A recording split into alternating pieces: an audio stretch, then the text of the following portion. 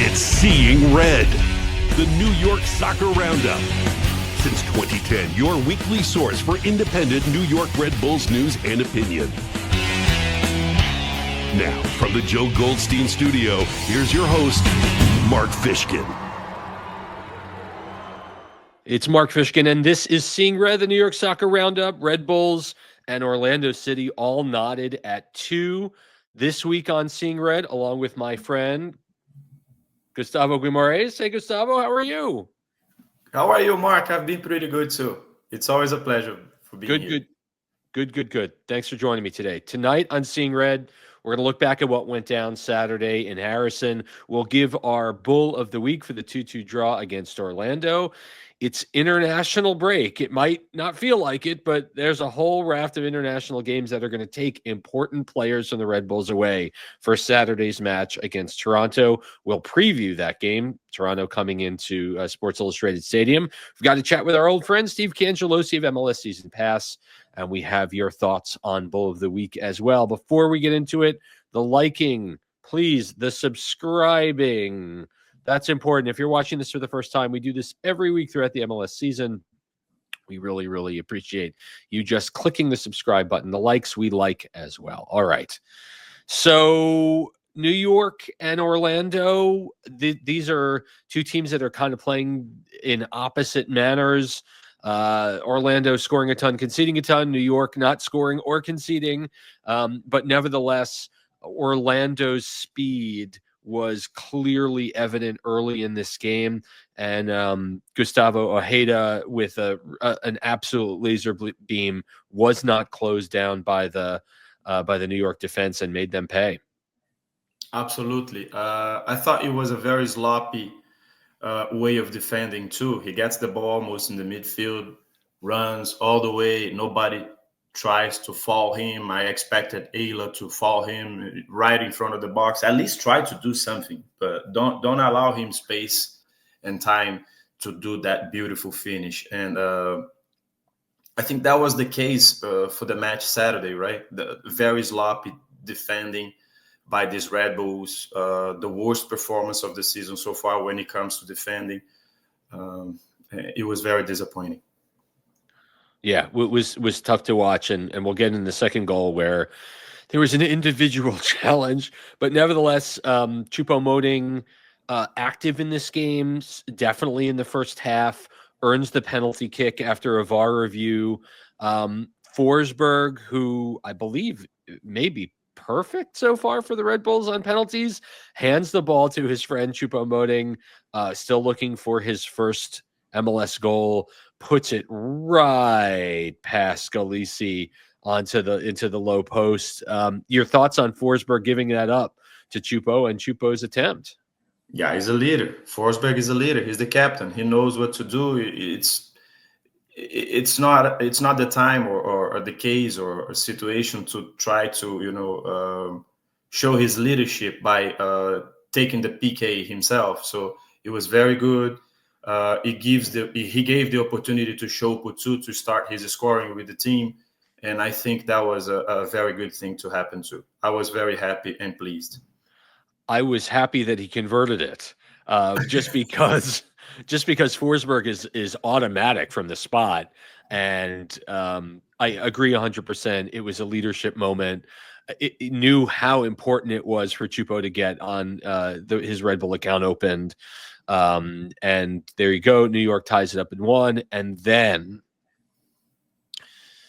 Raheem Edwards, who played so well against Atlanta, had, to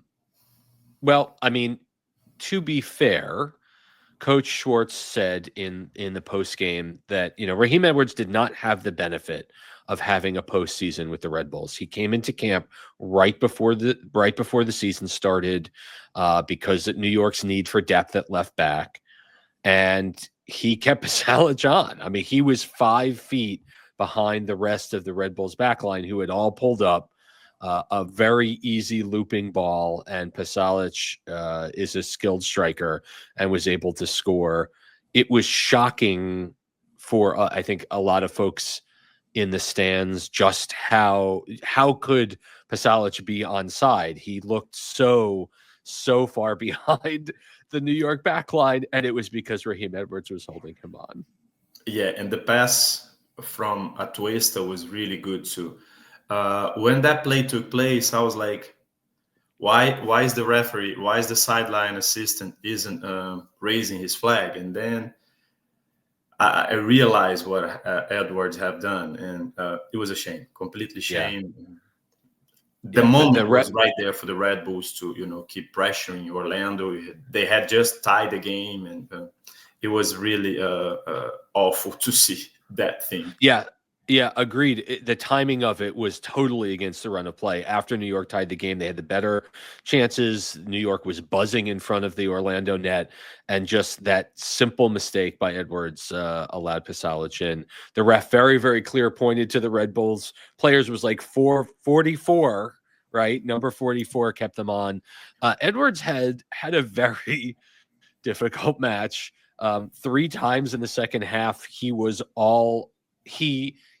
in position to tap rebounds in, and all 3 times he was unable to connect, which was, it just was a horror show for him. And I'm hoping there are better days ahead. I think he is a decent MLS wingback. I think he just had a really, really tough day. But nevertheless, after halftime, a fantastic combination. Ball goes down to Stroud, give and go down the left side of the attack, flips in front of the net, and to Dennis Yengar's credit, he made a run. And so he knew instinctively to make that near post run, and wound up pushing the ball over the line. Those type of runs without Lewis Morgan in the lineup have been very, very few and far between for New York over the last half a season. We haven't really seen those situations too often. When New York is scoring, it's off of corner kicks, it's on a penalty kick, it's on set pieces, not a ton of open play scoring. And just as excited I was of Yengar getting the goal, the fact that he just simply made the right run at the right time was over. I was overjoyed. Even his finishing was a little bit of unusual. Yes. But I was glad that he found the back of the net too. Beautiful play. I think Stroud really raised his head before crossing the ball too. So I give props to Stroud for that beautiful assist. And we need to see that more often. I agree with you, especially now, given the fact that Lewis is outside, will be sidelining for a couple of weeks, Harper as well. So it was a nice thing to see from Harper, from Yengar. And he said after the match too about a natural instinct that he knows he can do that. So I was happy that he did that for the first time, and I expect him to do it more often. Yeah, I mean, and you really hope this is the start of something for Yengar. Although later in the second half, he had a clear breakaway on Galise. He had, it was either Forsberg or Choupo-Moting was to his left. He either didn't see the player or just chose to shoot. A very simple square ball would have created a completely open net for his teammate. But nevertheless, a quality save by Galise to keep it out. But in a situation when you're tied, perhaps a little more experienced player would have been able to convert that. There were a couple of times for Yengar that I was just begging him to use his speed and make that run down the right side of the attack, especially in the second half. In the period after New York scored, they had a lot of possession, they had a lot of chances, and then in about the 85th minute, Yengar did have that shot off the woodwork that would have made him the clear goal of the week. New York, right at the start of injury time, just stopped playing. I've never seen anything. I haven't seen something like that in the Sandro Schwartz era, where New York has so clearly run out of gas so early with so many minutes to go. I mean, Carlos Coronel makes 3 saves in injury time. Orlando took 7 shots after the 88th minute, and Coronel had to save 3 of them. A couple of them phenomenal. Yes, they blocked a few shots as well in the back line, but really uncharacteristic of New York to switch off. And so you think to yourself, well, that's really frustrated that New York walked out with a draw. At the same time, it was very fortunate that New York walked out of there with a draw. You had reasons to feel good about the result, reasons to be disappointed about the result. I mean, at the end of the day, it was a very entertaining, attacking-minded match. Certainly more goals in a match than New York has scored, participated in this season. But it was really the definition of a draw. Both teams had reasons to feel good and bad about the result. What do you think? It could have easily been a 4-4 draw. Right. Easily. So Yep. I was thinking about, while watching the second half, the number of injuries contributed to that ran out of gas. Yeah.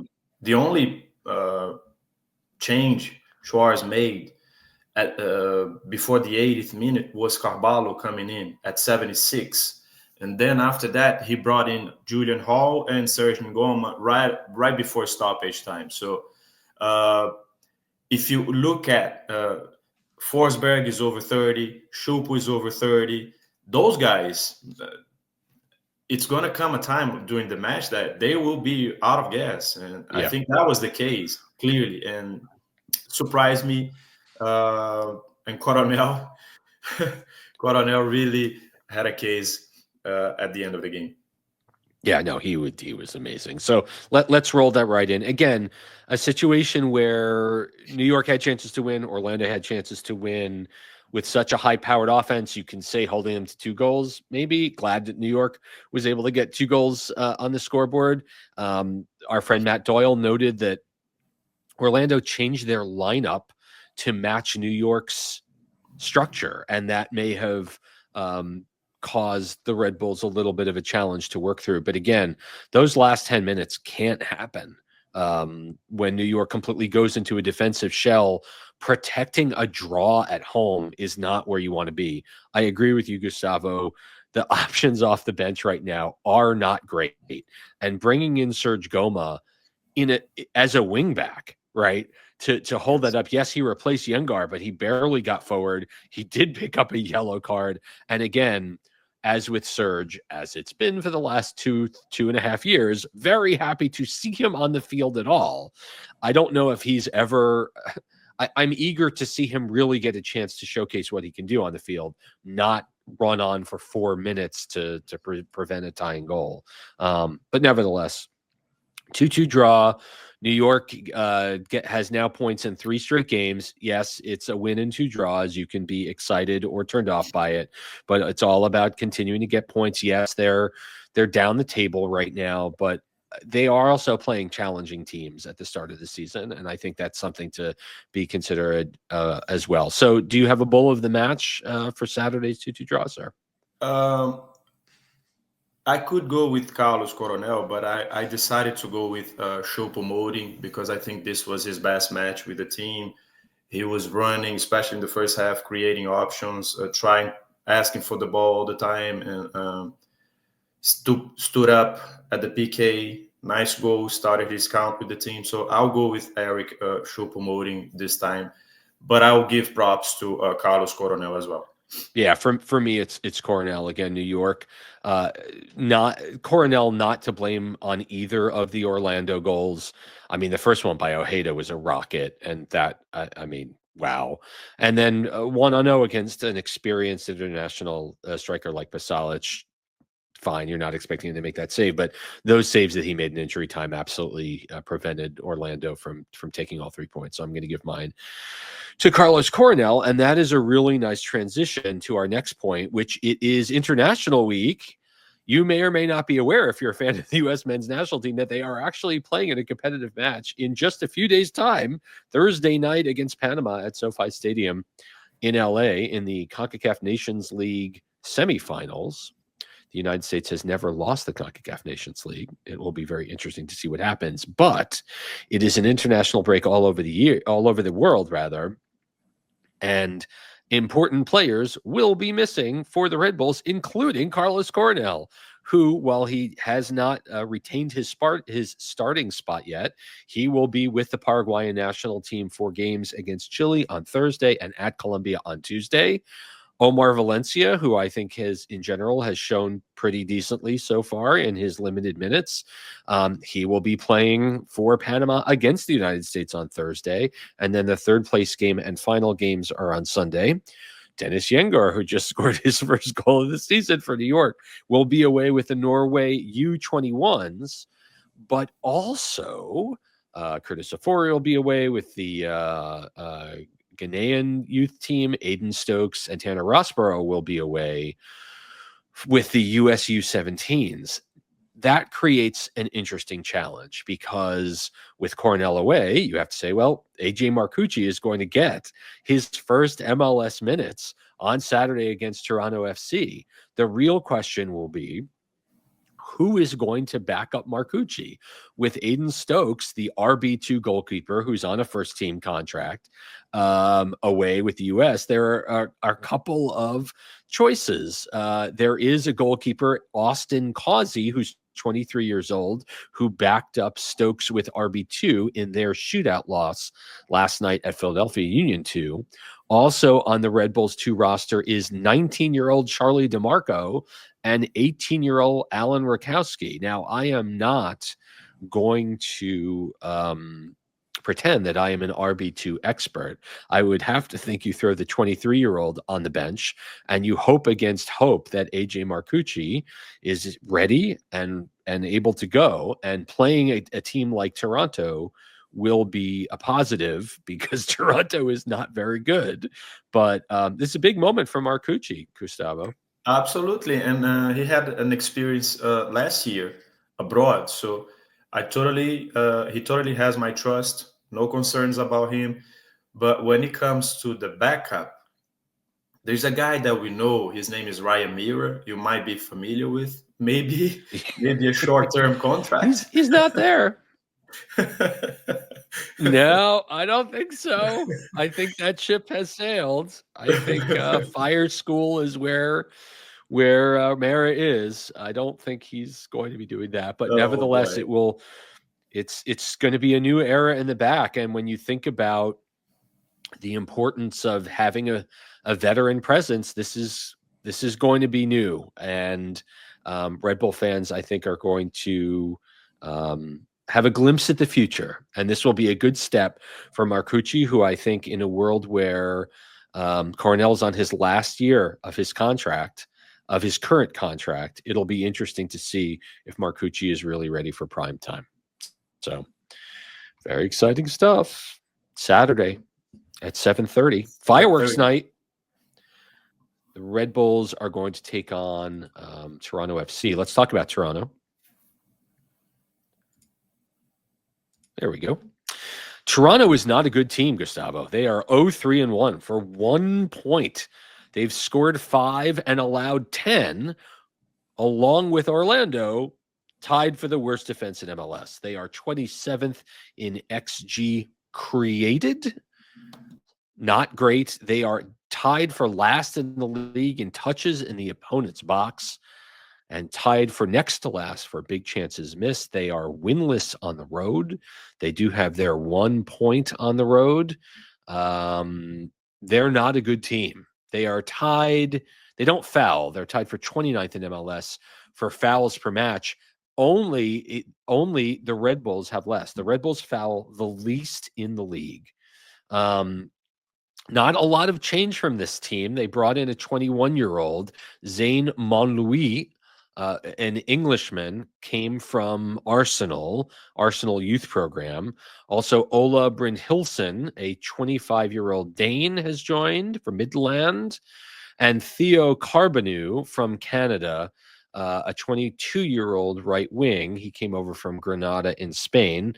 On the way out, Adam Perlman, a 19-year-old center back, went to the Canadian Premier League, as did Luke Singh, a Trinidadian center back, and Thiago Andrada came in and out of this team during preseason. Let's talk about issues with Toronto. They're bad up front and they're bad in the back. So let's not sugarcoat it. It's no secret that Toronto have been awful over the last few years. They've been a mess defensively, and they've been run like an amateur organization since Greg Vanney left the club for LA.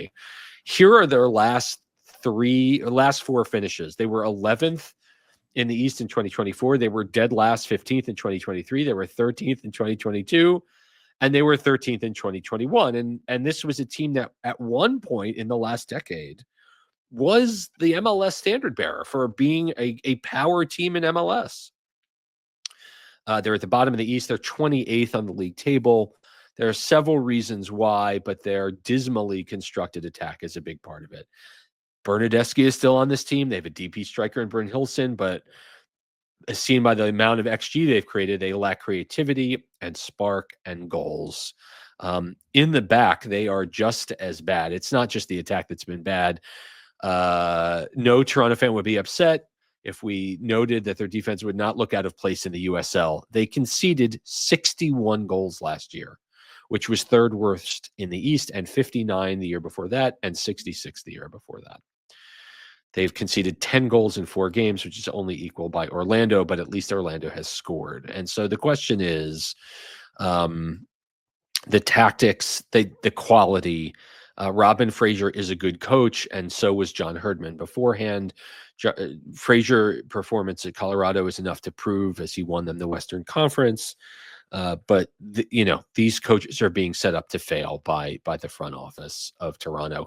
Here are their 4 games this year: a 2-2 draw at DC, a 4-2 loss at Orlando, a 2-0 loss at Cincinnati, and last week a 2-1 loss in their home opener against Chicago. They took a lead in this match, and the lead was gone by halftime. They were down 2-1 halftime. That's how it ended.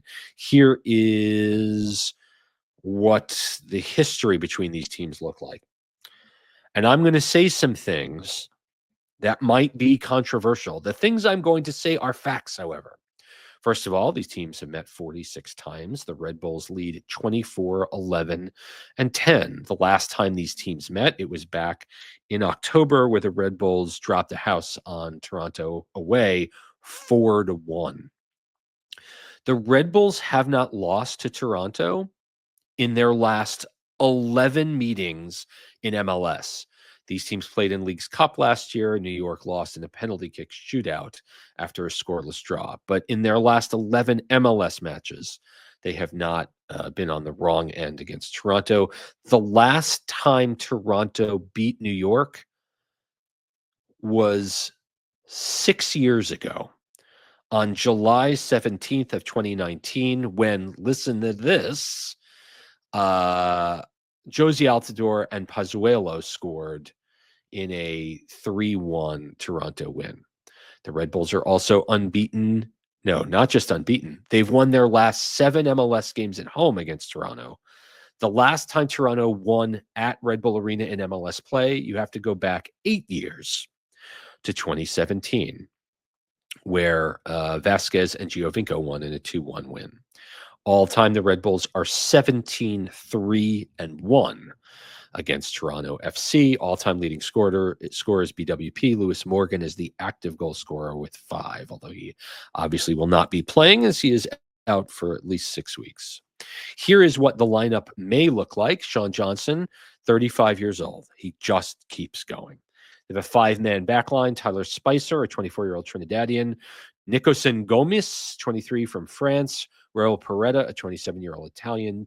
There's Zane Monlouis, the 21-year-old Englishman; and Kosi Thompson, a 22-year-old Canadian, makes up the back line. Obviously, those wingbacks push up into the attack. Fernando Bernadeschi is 31 years old.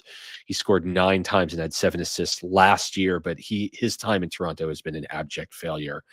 Alonso Coelho is a center mid, 25 years old, from Spain. Matty Longstaff is a 24-year-old Englishman. Theo Carbonu from Canada is the left mid, and then DeAndre Kerr, who did get the goal last week against in Chicago to give Toronto FC the lead. He had 8 goals and 2 assists last year. So, my friend, New York will be missing important pieces. Oh, before I go to you, here, Jonathan Osorio will be away with Canada in the Champions League. Richie Laryea will be away with Canada. Debbie Flores will be away with Canada. They have a couple of other injuries as well, but they're big important players. Will be with the Canadian national team. So, here is a case where New York will continue to be challenged with international absences and lots of injuries. Their hot goalkeeper, right, won't be there. The kid who scored the game-tying goal will not be there. What do you do? What's it going to look like on Saturday night? Let's not be fooled. Let's not get fooled by what Toronto has showed so far. Even though I do agree with you, they're really bad offensively, defensively. But they played out of 4 games. They played 3 times away. And that can take a toll on the team too. Given the fact that we also will be without a few players, key players, Morgan, Harper, Coronel, and the list goes on and on. Yep. If the Red Bulls somehow go to this match soft, badly, lacking concentration, things will go bad. You can't disrespect the opponent thinking that it's going to be easy. We know it's not going to be easy. We're going to be lacking players too, missing players too.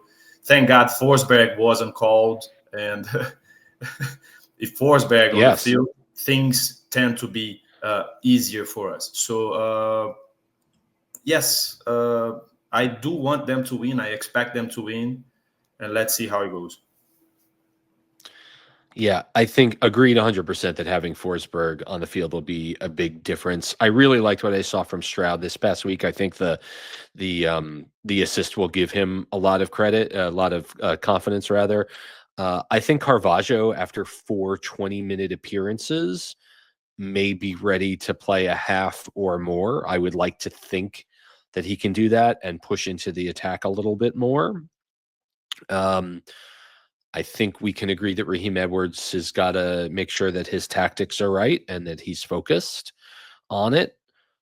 But I wonder, I honestly wonder who's playing up top. Is it Julian Hall that gets the call where Yengor was last week? Or are we going to see Serge Goma maybe get a start?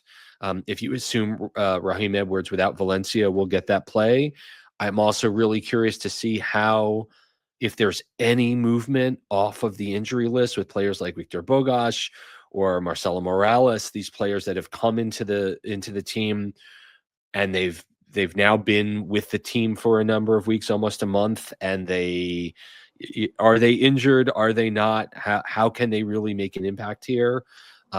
I think AJ Marcucci's confidence will play a huge role in whether or not New York's going to win this game. They can win it. They can win the game. They have the talent to win the game.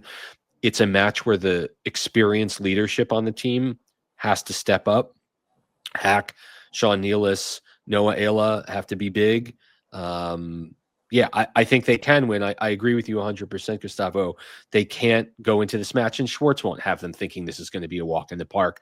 And Bernardeschi, as much of a head case as he is, and as frustrated as he's been at Red Bull Arena over the years, you know, all he needs is a minute of decent form, and the ball can be in the back of the net. So I think it'll be an interesting challenge for this team. I'm glad it's not a double game week, that they have 2 games to play. I'm glad it's only this and then they go on the road to New England. But I think to have this many players out, this is the perfect opponent to face. Yes, totally. Especially the fact that they're very bad defensively. Shopo too. Shopo needs to be more clinical. It's a chance for him to, update his scoring sheet. Let's see. I hope the fans go too. I was a little bit disappointed to see the number of fans against Orlando. When I was driving to the Red Bull Arena, Sports Illustrated Stadium, I had to correct myself. $1 in the jar. I thought it was going to be more massive in terms of what I saw there last Saturday. So fans, let's go over there and support this team too. Yeah, the weather will be somewhat similar than what we saw on last Saturday afternoon. I think it's going to be around 50 at kickoff. It'll be a chilly March night, but nothing like opening day and post-game fireworks. Hopefully, you get the fans in there. Yeah, I mean, listen, this team just has to continue to win, and for everyone that had been aching and asking about why, oh, why can't we get more day games? You got a day game. You got to show up when they have the day games. And listen, I realize that youth soccer is just kicking off and getting going, and for a lot of families with young kids, having a game in the middle of the afternoon is a challenge, and having a game at night is a challenge. But as always, the fans that were there were loud and into the game, and they were treated to a fantastic match. So I love the afternoon games. Yeah. I was raised going to the afternoon games, so it's a big plus in my experience. One of our listeners on Blue Sky corrected us when we asked how long it had been since there was a day game. It was that Miami Monsoon game last year. That was the last time the team had played at home, and I had completely wiped that experience from my brain because it was so hard to be out there. Nevertheless, prediction for Saturday night: the Red Bulls and Toronto on fireworks night at Red Bull Arena, sir. Red Bulls 3, Toronto FC 0. Oh, wow. Okay. I'll be different, and I'm going to call it a 1-1 draw. I'm not happy about that prediction, but sometimes you just got to mix it up. I think it's probably going to be closer to what Gustavo said. All right, when we're back next on Seeing Red, we're going to talk to our friend and yours. That's Steve Cangialosi of MLS Season Pass. Keep it here.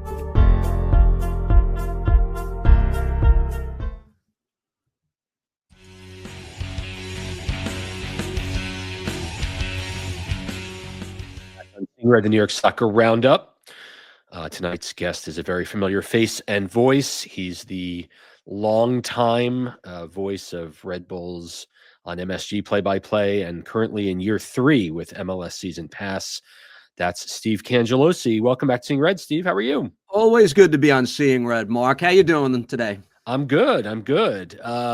You got to return to Sports Illustrated Stadium on the weekend for the Red Bulls and Orlando City. An entertaining game for sure.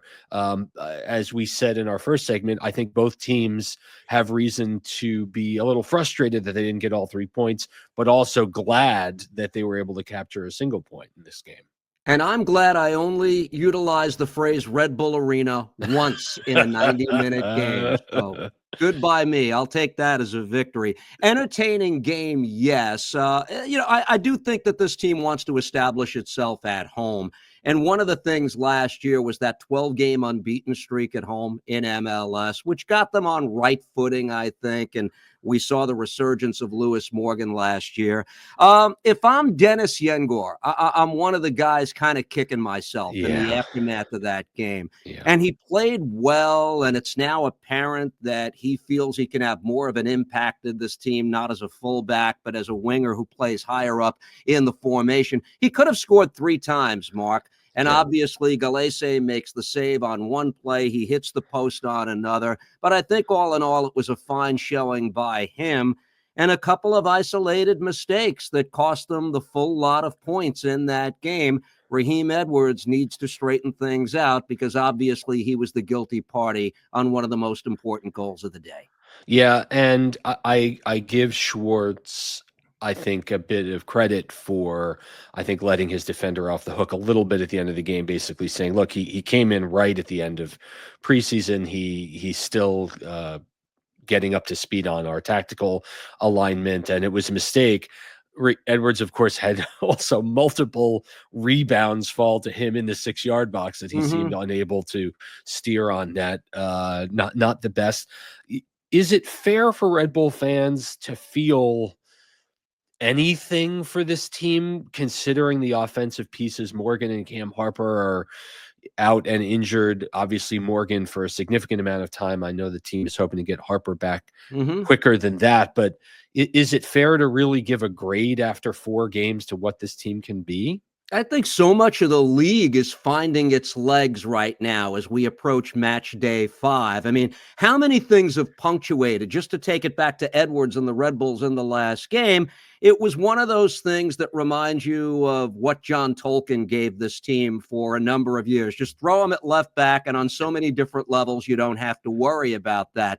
But what's really punched in the whole league, not in the Red Bull universe for the first 4 or 5 match days here, what's punched is that St. Louis, with or without Roman Berkey, hasn't conceded a goal yet. LA Galaxy has not been able to overcome the defending champions, the loss of key players from last year. Miami is Miami, and there's very little beyond that we have been able to sort out.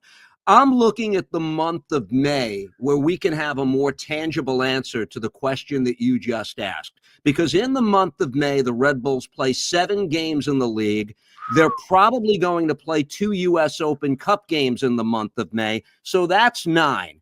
And if the timeline is to be believed, Lewis Morgan will arrive sometime mid-May to rejoin this team. And that's when I think you have the better handle on what this team is all about. You know, Victor Bogash is the unknown for the Red Bulls. Hopefully, it's something that's a positive. Is it going to be something between the arrival of Bradley Wright Phillips and Patrick Klimala? Probably. We don't know what that is yet, though. We do know what Lewis Morgan is, or at least what the Red Bulls still believe he is, because they had the confidence after his 13-goal season to sign him for 2 more years.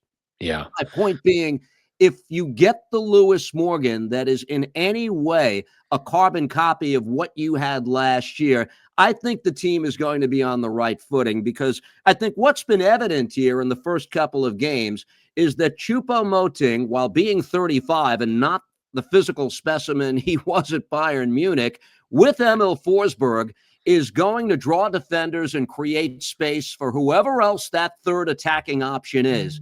We saw it with Yengor in the last game. I think with a healthy Lewis Morgan, you're going to see good things moving forward in that respect.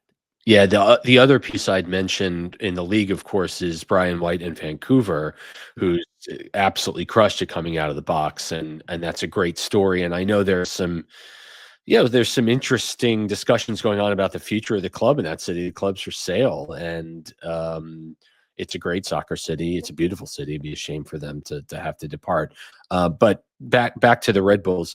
Yeah, I agree, and I've been pledging patience to our listeners that this just isn't a complete squad yet.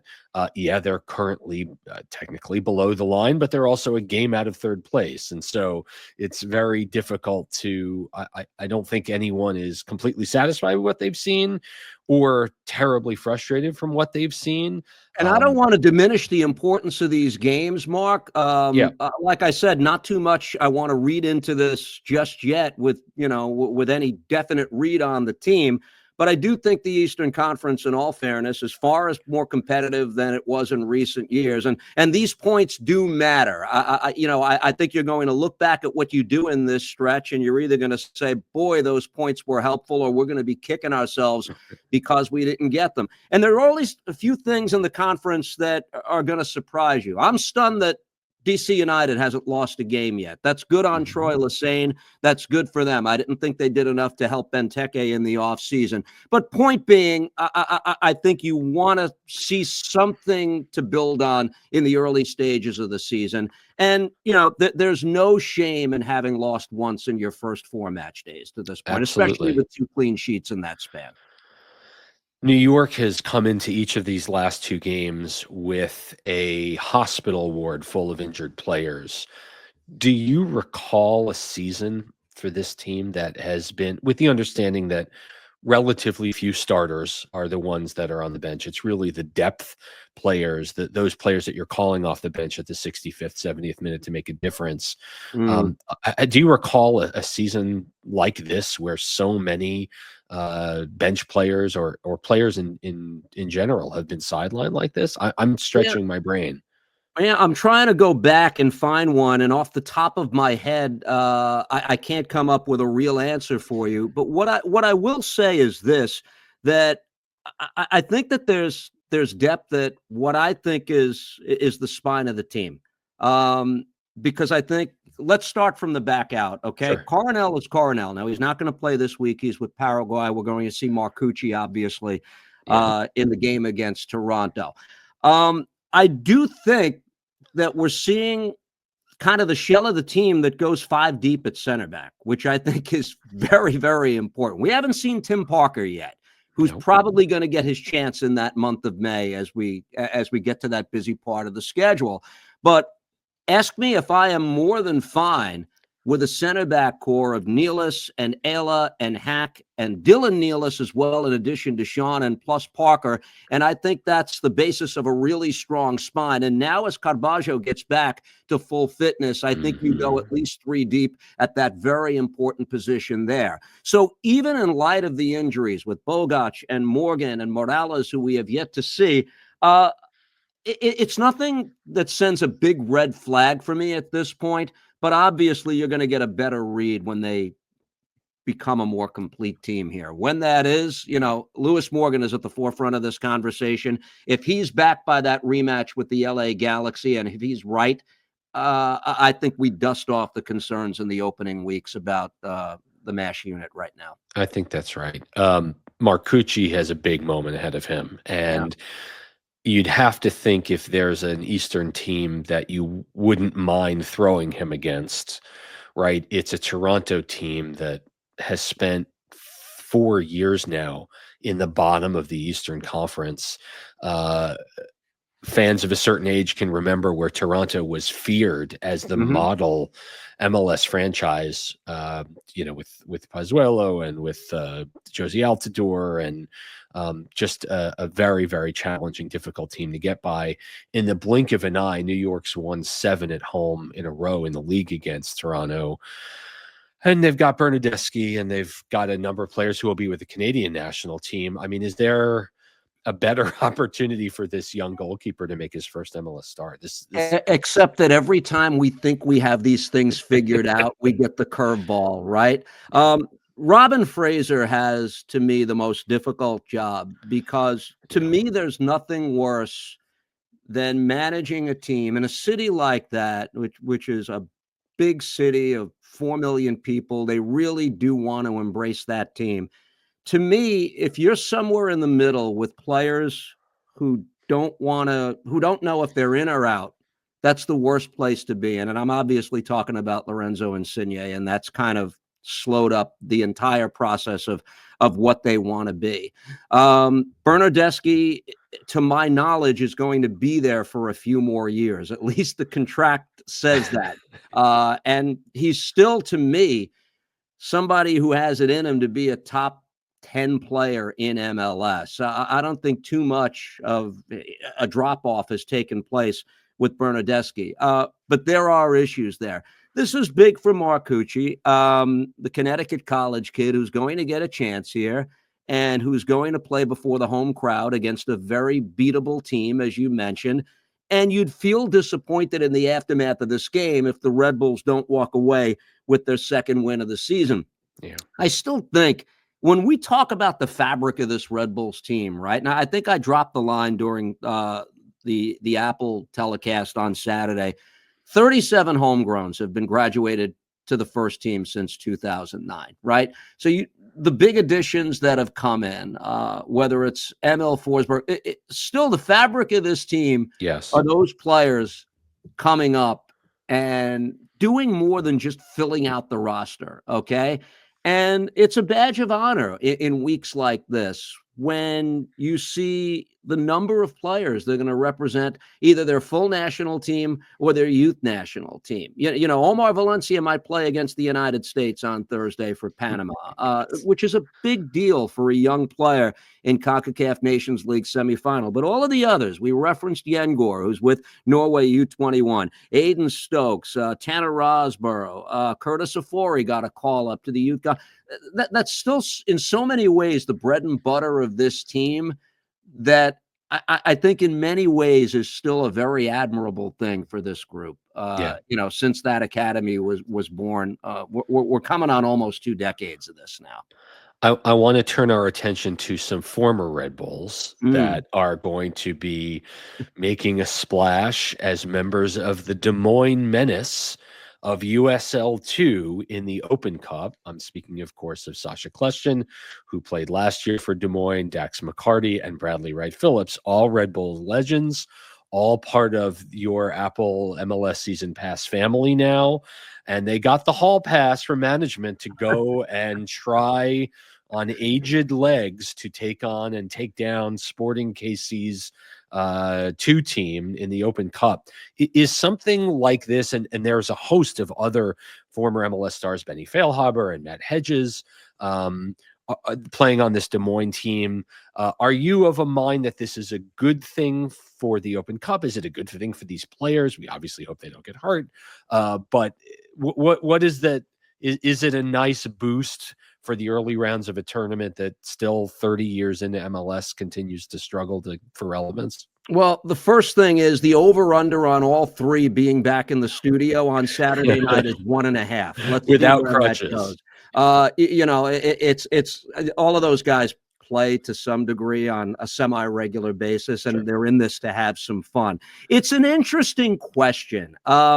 Look, I know they come at it from a very healthy place, and I'm sure my colleagues at MLS and Apple think it's a wonderful publicity element to all that we do. The U.S. Open Cup to me is still something meaningful, and I want to see it get back to that. Yeah. Look, I'll just speak for myself. I miss the days when every MLS team was in this. Okay, to me that was a special time. I understand what's happened, the dynamic, and how we got to the point where we are right now. I still am harping for the days where every team is still part of this Open Cup in the first division in the United States of America. To me, that's something. The guys are out there. They're going to have fun. If they win a game, then it gets some legs. Sasha's team last year won 1 game. Am I correct about that? I think that's right. Yeah. I think they won 1 and then they bowed out. If they win a game or 2, the story really has some legs. But there's more prize money this year than there has ever been as well. I still think U.S. soccer has high hopes for this. I want to get this back to the day where this tournament is really something imperative for teams in Major League Soccer. And I know there have been variations of this as well. Yeah. Okay. I know certain coaches didn't even show up for games. You had teams sending weekend squads back in the day, especially when they were traveling cross country for these games. I remember Bruce Arena going chapter and verse on this subject on 1 or 2 occasions. Let's put it this way. I want the guys to have fun. I hope they do. And if they win a game, God bless.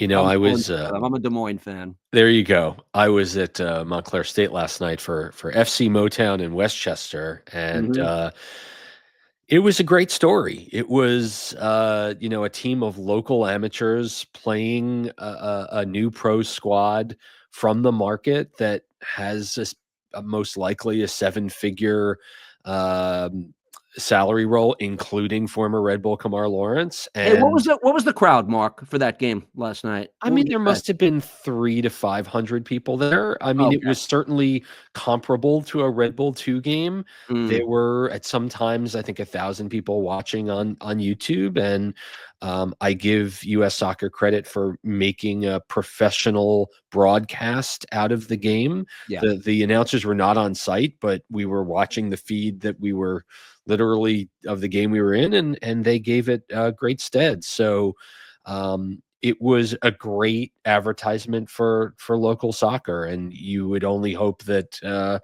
more than a few hundred fans would show up on a Tuesday night in Montclair, New Jersey. But at the same time, the opportunities for the media to cover something like this and get excited is at this point limited to to the enthusiasts. Let's just say that. But it was a great, very competitive game. There was one penalty kick in the 81st minute that was hotly contested. That decided the match. But the team of amateurs definitely gave the pros everything they could handle, and it was fun to watch. It was intense, and you could tell the players really loved it. So really, we're going for it. So excited for, again, the future of the Cup. If you're going to make a list of the 3 best games in Red Bull's history, oh boy, I mean, aren't you including the the Cincinnati Jesse game. Marsh team in Cincinnati Yes, in the semifinals? I mean, no doubt. I mean, look, maybe I'm getting a little too romantic about this stuff, but and I understand, especially with this game, it's an ever evolving thing. I get that, but darn, there's still a CONCACAF Champions Cup berth Yes, at there is. stake in this tournament as well, with all the prize money. To me, this could still be a very big deal at the end of the day. I hope we get back there soon. I don't mean to circumvent your question, by the No, way. it's all good.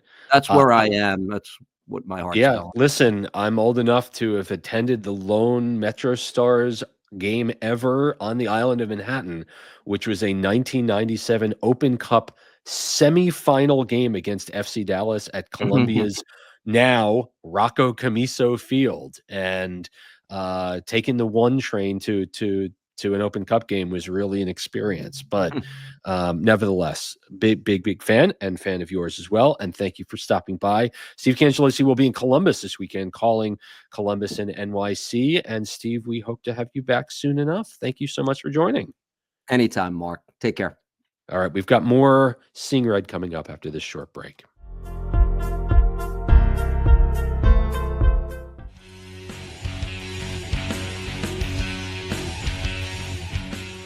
Back on Seeing Red, the New York Soccer Roundup. It's Mark Fishkin and Gustavo Guimarães here to get you ready for the Red Bulls in Toronto. We haven't received emails for a couple of weeks.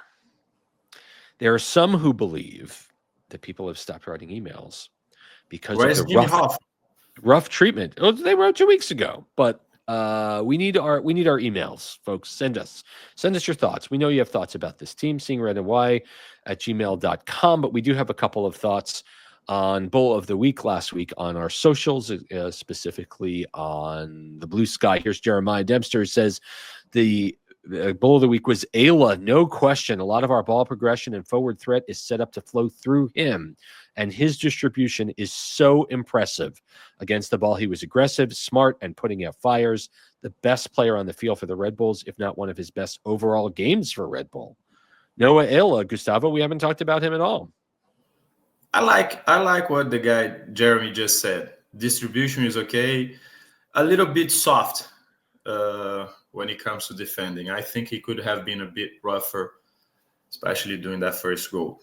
All right. Kate Dillon says Carlos Coronel for that kick save alone. MJNES says Coronel for me. He kept us in the game with a few key saves. Orlando was, as advertised, dangerous going forward and loose in the back. Our attack needs some work. TT Doe says Coronel, congrats to Chupo and Yengar for the first goals, but we easily lose this without some big saves. Pete Mamola, longtime fan, says 1.25 points per game isn't cutting it. Team is, I believe, in 10th place right now on the MLS Eastern table. 10th place, 5 points. Yeah, I mean, it's not great, but when you consider the teams that this team has played, they've played Eastern contenders in Orlando and Atlanta and Cincinnati. Orlando and Atlanta are behind New York right now. Cincinnati is 1 point in front, but keep in mind that they are currently 3 points out of third place. That's one win. And they're in 10th. Injury list goes on and on. So there's no case for a red light as of now. No concerning about the standings. We all know that the Red Bulls will be fighting at least for the top 4 places in the Eastern Conference. And we also know how forgiving the MLS schedule is, right? And the idea of getting yourself into form and making your second half run. And as we all know, it's all about just getting across the line. because anything can happen when you're the 7th seed in the East. We've come to an end of a fantastic Seeing Red. I want to thank you all so much for watching or listening. Thanks to Steve Cangialosi for stopping by. Thanks for Zach Feldman for stats. Gustavo, where can folks find you? Folks now can find me on pitchsideus.com. Pitchside_us.com now.